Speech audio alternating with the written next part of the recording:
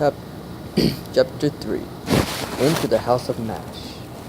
Sweetie Belle sighed as a light blue arc surrounded the red gem-studded bow in her hair and adjusted for what must have been the dozenth time that evening. "Rarity," she squeaked out. "It's fine. You probably won't even notice." Rarity and Sweetie Belle trotted down a moonlit path on their way to Bunmash's house as Rarity continued to fuss upon her little sister's mane. "Now, Sweetie Belle," Rarity began as she trotted along wearing a pair of white purple gem-studded saddlebags. "It's important to look our best when we go out to visit company. You're not just up or anything," Sweetie argued. Pretty tear to herself quietly. "Well, I always look my best." Sweetie was worried as her sister's comment. "I don't know why we had to make such a big deal about this button mash." Bunny finished the sister of her young coat as the two sat in front of their family's front door. "I know, Mom, but..." Button turned to its mother with a worried expression. "Well, she thinks I'm weird." Button smiled. "Button, it's not important if she thinks you're weird or not. What's important is that she accepts you for who you are, weirdness or not." Button dwelled on his mother's response briefly, raising her forehead to his chin. Well, she thinks I'm too weird to accept," Button countered. "Button, sweetie, don't worry so much," Button's mom said, continuing to smile. "Just show her some of your video games. I'm sure you two have a lot of fun about sneaking around following Sweetie Belle." Evelyn Max, she and Skillet snuck around, following Sweetie Belle ready as the two unicorns approached Button's house. The house was much like any other in Ponyville. Beige, thatched roof, with lots of large windows set all over the house. Spacious with two large floors, a small third floor, and a basement. "I'm not sneaking around because it's fun," Skillet replied. "You're sneaking around because I don't trust this Button Mash." "Always, Mom," Skillet glanced to her side briefly. "And because it's fun." "Wasn't that the gist?" Evelyn inquired, cocking an eye up at Skillet. "He just invited Sweetie Belle over to dinner, and her big sister is eating with her." Skillet slowly looked to the left, then to her right before leaning close to Apple and singing in a hushed tone. Notice how he doesn't have any friends?" "Well, sure. That's why Zebra is going over in the first place." "Yep. Did you ever wonder why?" "I just thought it was 'cause he never talked to no pony." "Yes, but why?" 'Cause he spends all his time playing those beeping doohickeys of his," Evelyn suggested. Skillet shook her head and placed her forehoofs on Evelyn's shoulders. "I bet it's 'cause his monster captures ponies he meets and ships them off to a faraway land to work as slaves between those little games piece by piece." "Skillet, there's so much wrong with that idea. I don't even know where to begin," Evelyn replied, brushing the orange plexiglass off of her. "Well, you ever heard of anybody being from Button or his mom?" Skillet asked, paying suspicion all over her face. She leaning close to Evelyn, staring in her eyes. "No, but I haven't heard of any ponies going amazing either," Evelyn countered, backing up slightly. Skillet grinned. "Well, but they haven't done it yet." Evelyn paused and thought about this. "That don't make a lick of sense." Skillet shrugged. "I'm only thinking about Sweetie Belle. I want you on your best behavior," Rarity said. "Be polite. If some point puts you something up with both hooves, keep your arms off the table and be sure to say please and thank you." "Rarity," Sweetie Belle moaned. "I know how to behave." "Why is it every time you take me out, you are such a bundle?" Button's mother said enthusiastically as she looked at her son. "Whatever comes through that gate, you will stand your ground." Button grinned determinedly at the door and began to dig at the carpet underneath with a hoof. "Oh, that must be them," Button said with a smile. "I'll get the door, sweetie," she said as she trotted over to the door and opened it. Rarity and Sweetie Belle stood in the doorway. Rarity smiled and, "Sweetie Meow!" Button called out excitedly deep in the air. "What?" Sweetie Belle cried out and noticed the young brown-coated monster. "Hi, Sweetie Meow," Button said as he grinned excitedly and stood above the young filly.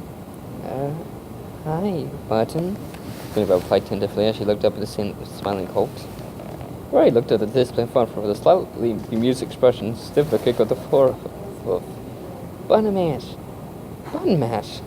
Personal space," Button's mom called in a chastising tone. "Oops, sorry, Mom," Button said as he backed away from Sweetie Belle. "Don't apologize to me. Apologize to Sweetie Belle." Button held out an arm towards Sweetie Belle. Sweetie Belle reached out her own arm and looked around Button's as the young colt helped her to her hooves. "Sorry, Sweetie Belle," Button uttered embarrassingly as he broke eye contact. It's fine," Sweetie Belle replied. Button suddenly turned back to Sweetie Belle with a smile. "Hey, I like your bow. It's all sparkly and cool." Sweetie Belle finally cracked a smile. "Thanks. My sister made it for me." "Radical," Button responded. "Sorry," Buzz smiled upward, glancing at Verdi. My little pep talk about mine had been a little too effective. Oh, quite all right, dear, Verdi replied with a smile. Sweeper likes getting a little dirty. She glanced at her young sister. Don't you, dearie? Sweeper shot her sister a quick glare.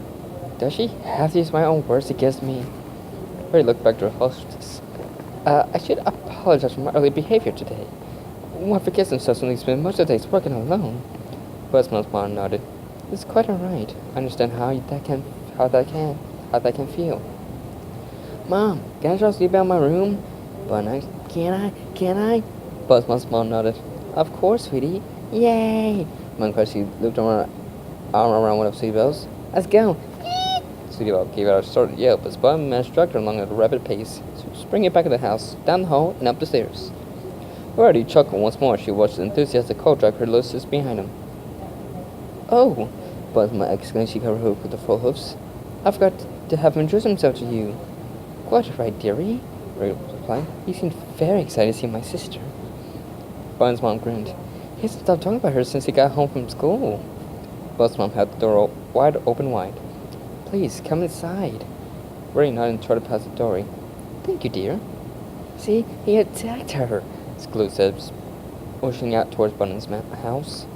They looked mighty friendly for an attack, Eva amused. Whatever, Scloo replied. I still don't trust him. Let's peek in his window and see what they're doing.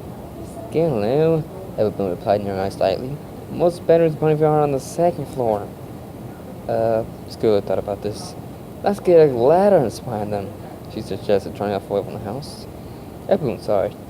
I better get my key mark and spider sling for all this. This is getting ridiculous. Cedarboy took a quick glance around Bunny's room. A beige room with a blue bed, blue bookcases, a toy chest, and a few odd toys drawn about. If you went for the large display against the wall and a series of rectangular items with cords into it, Cedarboy would have considered the bedroom to be fairly typical of a young cult. Oh, this is gonna be so cool! Bummer said excitedly as he nabbed his small, rectangular cartridge and seals and he held out for Cedarboy to see. Cedarboy screamed and read out loud. Claptra Hardcore? She looked over the art on the cartridge. A pony wearing a futuristic-looking armor, firing a rather large rifle at a giant, sinister-looking robot of some sort. Looks, exciting? See about over. It's so rad, Bun insisted, and we can play together. Sweetie smiled a bit. Oh, sounds fun.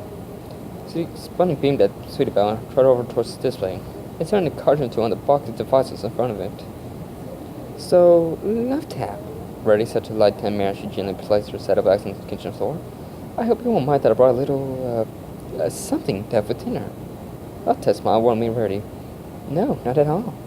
With a light blue R surrounding it, a bottle of red wine floated up out of Reddy's saddlebag. Reddy glanced back at the Love Tap. You do drink wine, don't you? Love Tap looked at the bottle with just a hint of pensiveness in her features. Well, I'm more of a cider pony, she admitted sheepishly. But I'm happy to give this a try. Reddy giggled. Fear not, dear, for I shall be your sommelier for the night, or evening. She declared she happily levitated a corkscrew and a couple of cloth-wrapped bonnets out for saddlebags. She began to rub the bones with her magic, refilling a pair of fishbowl wine glasses. Alright, so first we get the ladder, Skillo said. They want to place it next to Bun's bedroom, so we know when to make our daring rescue, Skillo said. Evelyn pulled a ladder away from the barn wall, attempted to steady it on her back, and stowed it with an oof as she lost her balance.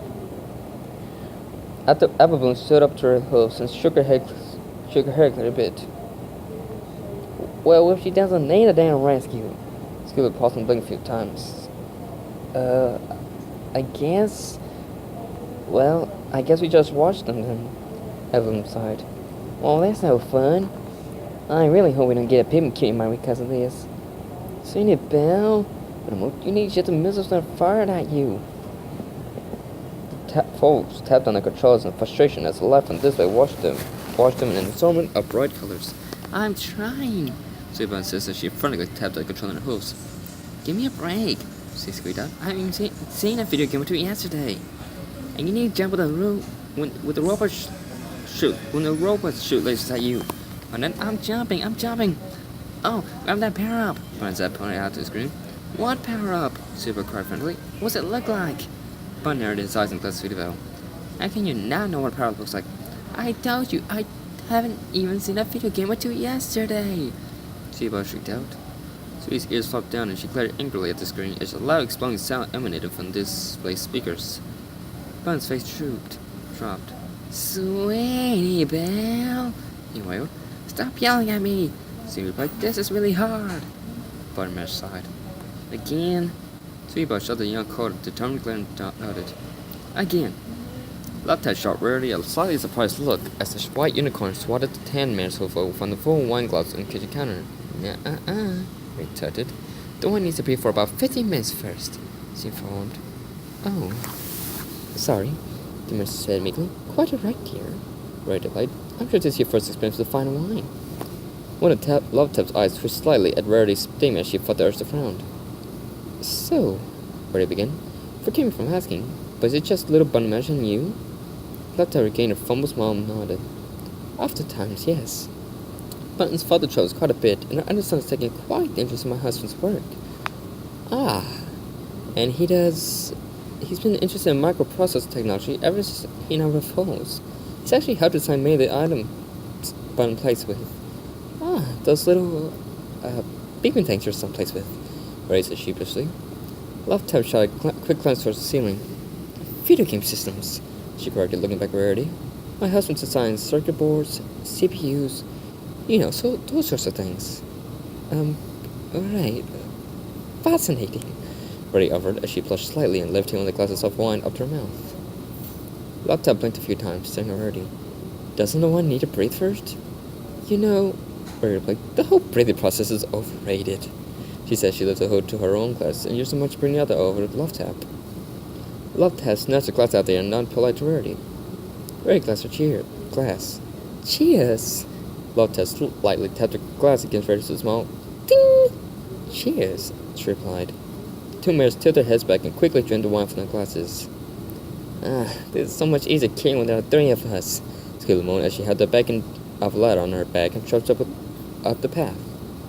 Well, it was your idea, Evelyn reminded as she glanced behind her, also trudged with the ladder.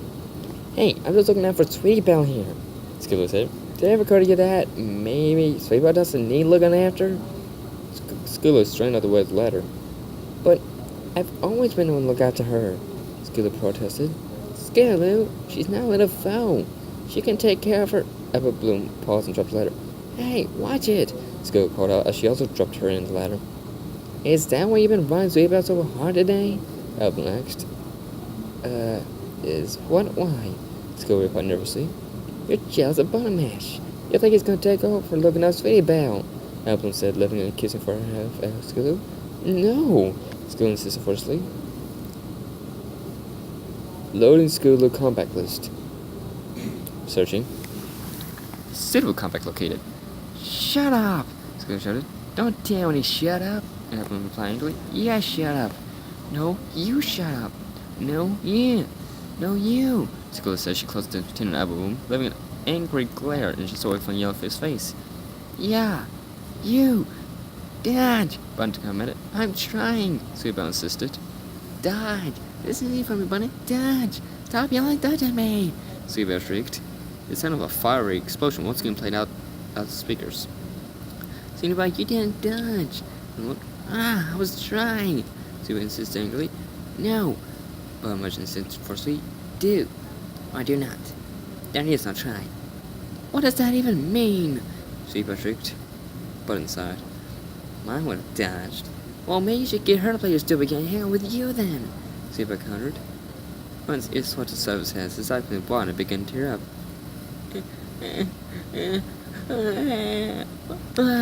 Sweetie Belle glanced nervously at the door. Hey, shut, she said, placing her hood to her mouth. It's okay. Let's try again. Buns wiped out hope under his nose. Really? Bun replied hopefully. Sweetie Belle closed her eyes, smiled and nodded. Really? Alright, I replied. Sorry I yelled at you, Sweetie Belle. It's alright, Sweetie replied. Sorry I yelled back. She tapped her control wheel to look back at the screen. Ready? She asked as she grinned excitedly. Ready, Bun replied. Thanks again for having me set the table, Rarity. Love Tap cowered out. She'd continue to fry French toast in the shallow pan in front of her. Of course, Terry. Brady called out from the dining room. She poked her head in the kitchen. You wouldn't happen to have any parsley, would you? Love Tap turned to face Brady with a slightly surprised look on her face. No. Wait, are you garnishing the plates? Well, I just thought a splash of green would really make the dish sing, Brady explained. You know the kids won't even notice, Love replied. Brady shot Love a glare, lifted her glass of wine to view, and emptied the contents in her mouth. She used her muzzle to hear. Well, just because some people are more concerned with fancy doodads or appearance doesn't mean we all have to be. Love reached over for her own glass of wine, and similarly drank the liquor down. I'm sorry, she said. I can't help if my husband and I are better given technology than most ponies. Very narrow eyes further, her face flushed, and she puffed out her cheeks. Ray Love looked over the angry mare's expression and attempted to relax her own a bit. Is there any more wine? It's really good. Rory's own expression softened as she remembered herself. Oh, of course. I'm sorry, darling. I don't know what came over me. Lotta breathed a sigh of relief. I'm sorry, too. Senor, your wine knowledge, and I'm not quite sure how to put this. Lotta paused to place a fork to her chin and stared at the corner of her eyes. High society mannerisms. C'est vrai? Je ne sais quoi? Rory suggested. Lotta looked back at the white unicorn and chuckled. Yes, that. It's a little intimidating. Rory gasped. You're intimidated by me? Oh, darling. Rory began rolling her eyes slightly. And here I was, feeling intimidated by all your fancy technology and knowledge. Love smiled. It's alright. Here, she was close. Let's start over. Rory looked at the end of the glass. Just a second, Jerry. Rory tore over to her set of books and let out a bottle of white wine while unwrapping a fresh set of glasses. Oh, how much wine did you bring? Love inquired. Rory giggled nervously. 3 bottles. It may have been a bit overly enthusiastic, she admitted. Love chuckled. I'm not complaining, he said, trying out the rarity. Rory floated a glass of white wine into Lotta's waiting hoof and 2 clean glasses again. 2 new friendships, Rory said with a smile. 2 new friendships, Lotta echoed as she mirrored the smile. The 2 mirrors took a few sips in the glasses. Lotta stared at the table as she began to absentmindedly swivel the glass in her hoof. If only there was something we could do that the kids would. Lotta paused and her eyes went wide. I got it, she declared. Got what, sweetie? Rory replied. Lotta placed her forearms on Rory's shoulders, continuing to hold her wine in her hoof. She turned to Rory's blue eyes with wide, excited-looking tear eyes. 3 words. French, toast, tower. Rory paused, mulling over the words. It's brilliant, Rory declared. Lotta beamed and nodded her head enthusiastically. I know. The kids would love it, Rory squeaked out, rising her foreheads together on her chin. I know. Wow, with my knowledge of aesthetics and your knowledge of French toast structural integrity, we can't fail. Yes, Lotta replied excitedly. I shall drop the design. Post haste, Rory stated as she rushed to her set of books and put out a sheet of paper, a quill, and a bottle of ink. Lotta went back to the stove. And I'll create more building material. And I shall pour us more wine, Rory cried. Lotta grinned mischievously. Yes! Ow! Stop hitting me! Scarlet cried. She tossed with Evelyn on the ground. Yes, stop hitting me! Evelyn replied. No, you! No, yeah! No, you! Ow! Again with wings! Wait, Evelyn, truce! Stop! Scarlet pleaded. Evelyn unclamped her teeth from around Scarlet's wing and slowly backed away. Sorry I got mad at you, Evelyn. You were right, Scarlet admitted sheepishly. I was? Evelyn maxed. Yeah, I just don't want Sweetable to stop being a friend, Scarlet added. Scarlet, just because we made us make a new friend doesn't mean she's gonna stop being ours. Scarlet sighed. Yeah, I know. I'm just so used to being the one who's always there for her, you know? Evelyn paused as she thought about this. Hey, we can still see if she needs rescuing, she just added. Really? Scarlet asked beaming. Sure, Evelyn replied, brightening her hoof in the air with a smile. Scarlet excitedly raised her own hoof in the air and slapped it against Evelyn's. Get him, our Crusader rescuers! Yay! You got him! Scarlet exclaimed excitedly as the sound of rumbling resounded from the speakers. We got him! But Bunny emerged correctly happily. She's about to blush slightly. You did most of the work. That's okay, Bun replied. You really helped me out. Sweetie grinned. I did, didn't I? Bun nodded, ready for the next level. Sweetie doing it, and those at the fourth here. Let's do it. Yes! Bert exclaimed as she stacked pieces of French toast on a large serving platter against each other like playing cars. Playing cars were made out of eggs or toast. Yes, yes, yes, yes! She carefully inserted a number of toothpicks toast, pinning them together. Lotta placed another huge plate of French toast onto the large wooden dining room table. We're doing it, Mère, she said, studying her words a bit. We're making this happen. Apple Bloom's Gulu settled later up against Bun Mash's house, next to a window that flashed with a myriad of calls as the sounds of excited laughter and noises from the game inside rang out. You first, Skull said. No, you can go first, Apple Bloom insisted. No. Skull replied with performance in favor. You first. You're the one who's worried about Sweetie Belle. Yeah, she climbed out first. Skull thought about this, then nodded. Alright. Sweetie Belle, watch out! Bun cried. There's too many of them. She replied she couldn't use tapping her control rapidly. I'm not going to make it. No way. Bun shouted in her eyes the screen. I won't let us wipe on the last boss, he said generally as he dropped his controller to the floor. Bun? What are you? Bun placed his fingers over the control's buttons and began to rapidly measure his host against his sides. No! Oh no. Grace said she firmly attempted to hold several foot tall tower of French toast in place with her magic as it began to teeter and ran and leaned to his side. I got it, Lotta replied quickly, grabbing more pieces of French toast. I can reinforce the foundation. Risa's sweat began to form around Rarity's face as she held the tower in place. Lotta carefully adding supporting French toast to the sides and pinned them into place with toothpicks. Whoa, School uttered as Larry began to rock slightly. Skillu, Lotta shouted. I'm slipping. Hold on, School cried. I can't. As Evelyn's hooves slipped on the rungs of the ladder, School quickly leaned down and snatched Evelyn's bowl in mouth. Where'd you fall?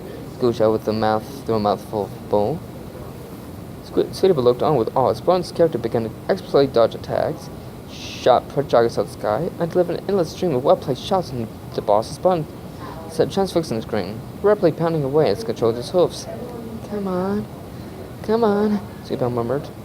Ceaseless explosions sounded off from the speakers as the screen began to emanate a bright white light. You did it! Sweetie cried. Bun shook his head as if clearing it from a trance. I did? Button, that was amazing! Sweetie announced shrilly as she wrapped her forearms in her brown coat. Bun paused briefly. This modesty returned the affection.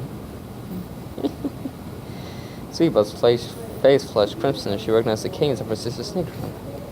She let go of Bun and gently distanced herself from him.